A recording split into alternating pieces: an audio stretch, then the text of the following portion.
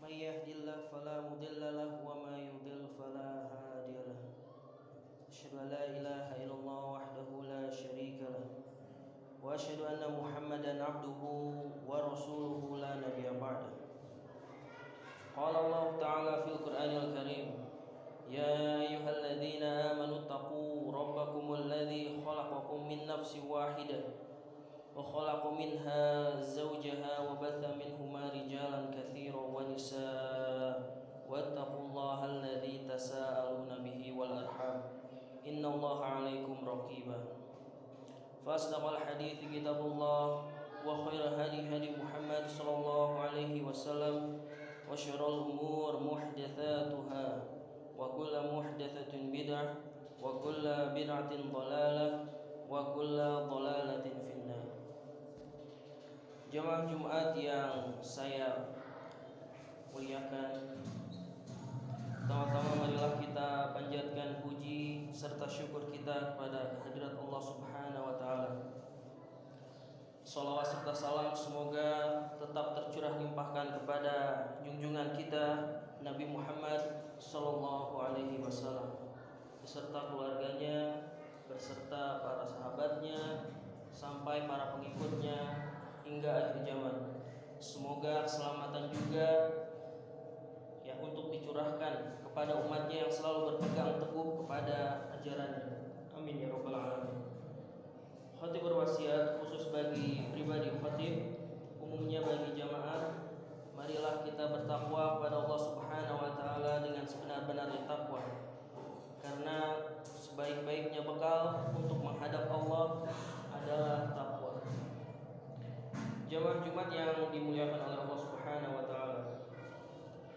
Dalam sebuah hadis yang diriwayatkan oleh Al-Imam Al-Bukhari beserta imam ahli hadis lainnya, terdapat sebuah kisah kejadian yang sangat menarik yang bisa menjadi pelajaran yang sangat berharga bagi kita umat Islam, yang mana harus memadukan antara ilmu dengan semangat.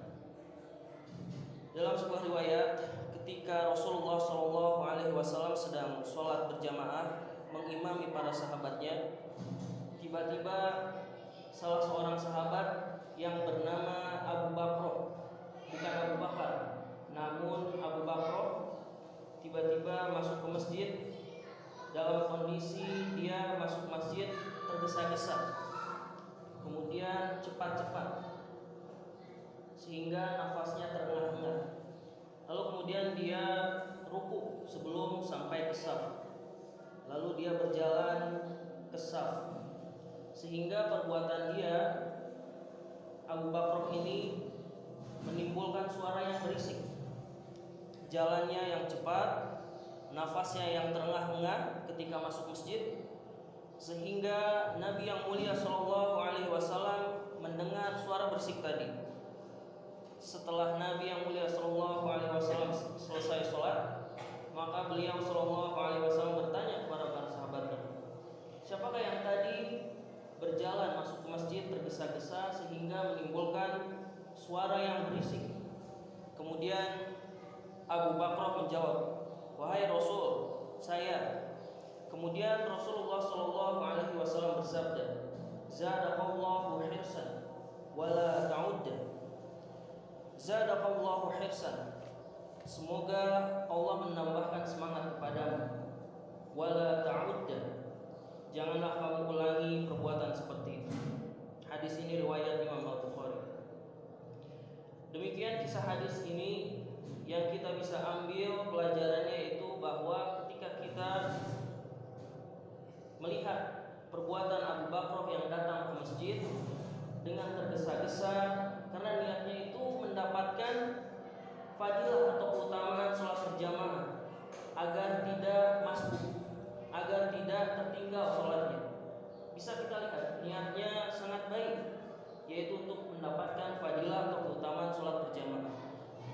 Namun di dalam agama Islam, niat yang baik, semangat yang besar itu tidak cukup. Semuanya harus didahului dengan ilmu, harus dibekali dengan ilmu. Perbuatannya salah, tetapi niatnya baik, semangatnya besar. Karena pada umumnya para sahabat memiliki semangat yang besar. Pada umumnya para sahabat memiliki gairah yang sangat besar terhadap Islam. Nabi yang mulia Shallallahu Alaihi Wasallam mentarbiyah para sahabat. Artinya Nabi yang mulia Shallallahu Alaihi Wasallam mendidik para sahabatnya, mentasbiyah mereka, memperbaiki atau membersihkan mereka dari sesuatu yang tidak baik.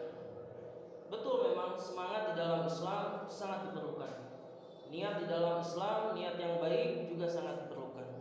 Namun semuanya harus dimulai dengan ilmu. Tanpa ilmu, tanpa bimbingan sunnah Sallallahu Alaihi Wasallam, maka niat baik itu tidak ada artinya. Semangat yang besar juga tidak ada artinya. Bahkan bisa jadi niat yang baik, semangat yang baik bisa memudaratkan dirinya, bisa membahayakan dirinya, bisa membahayakan orang lain, bahkan bisa merusak citra Islam itu sendiri. Nabi mendoakan zadaqallahu hirsan, kiranya Allah menambahkan semangat tinggi kepadamu. Semangat dalam Islam tentu sangat diperlukan. Kecintaan dalam Islam tentu juga diperlukan. Kita bersemangat untuk memperbesar Islam di atas segala-galanya. Islam adalah agama yang paling benar. Islam adalah agama yang sah di sisi Allah. Akan tetapi kita sebagai umat Islam harus berilmu. Kalau tidak, tindakan kita, perkataan kita, perbuatan kita, dakwah kita pasti akan salah. Nabi mengatakan wala ta'udda, janganlah kamu ulangi perbuatan itu. Artinya Nabi menganjurkan ketika seseorang datang ke masjid, maka harus dengan sakinah wal waqar, artinya datang dengan tenang, datang dengan terhormat, datang dengan kemanina. Apabila didapatkan imam sedang sholat, maka langsung diikuti. Apabila tertinggal, maka sempurnakanlah setelah imam selesai sholat. Barakallahu li wa lakum.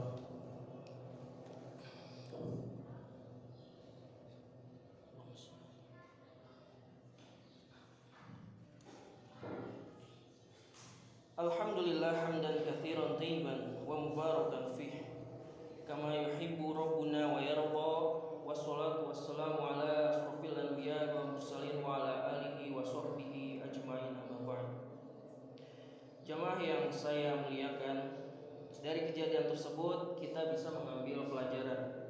Sebagaimana Allah Subhanahu wa taala berfirman di dalam surat Al-Hasyr ayat 2, fa'tabiru ya ulil absar, wahai orang-orang yang memiliki pandangan, bahwa Islam mengasaskan, bahwa Islam mendasari segala sesuatunya dengan ilmu, dan ilmu adalah kekuatan Islam terbesar.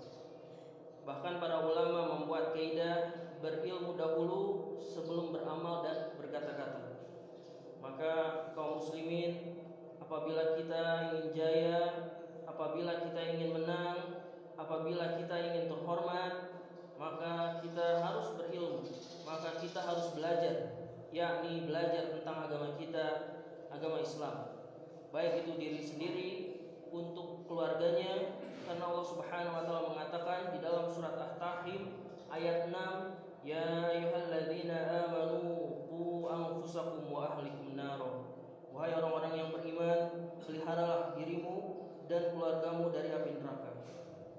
Ilmu adalah kekuatan Islam yang besar. Ilmu memiliki fadilah yang sangat besar. Sebagaimana di dalam surat Al-Mujadalah ayat 11, yarfa'illahu alladhina amanu minkum walladzina utul ilma darajat. Allah akan mengangkat derajat orang-orang yang beriman di antara kamu dan orang-orang yang diberi ilmu beberapa derajat. Di dalam surat Muhammad ayat 16 bahwa para sahabat disaksikan oleh Allah, lilladzina amanu utul ilma, kepada orang-orang yang diberi ilmu, yang mana disaksikan langsung oleh Rabbul Alamin, bahwa para sahabat ridwanullah alaihim jami'an adalah orang-orang yang berilmu. Maka cara beragama mereka wajib kita ikuti. Tapi kalau tidak, kita pasti akan terombang-ambing di dalam kesesatan. Sebagaimana Allah Subhanahu wa taala berfirman di dalam surat An-Nisa ayat 115, wa may yushakkikir rasul min ba'di ma tabayyana lahul huda wa yattabi' ghayra sabilil mu'minin nuwallihi ma tawalla wa nuslihi jahannam.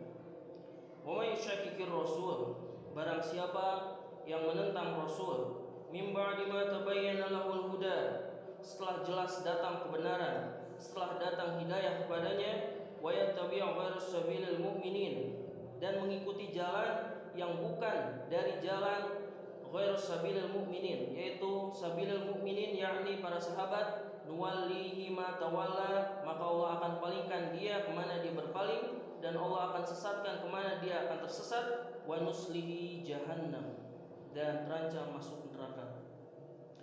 Demikian khutbah yang bisa disampaikan, mudah-mudahan bermanfaat khususnya bagi pribadi, umumnya bagi jemaah sekalian.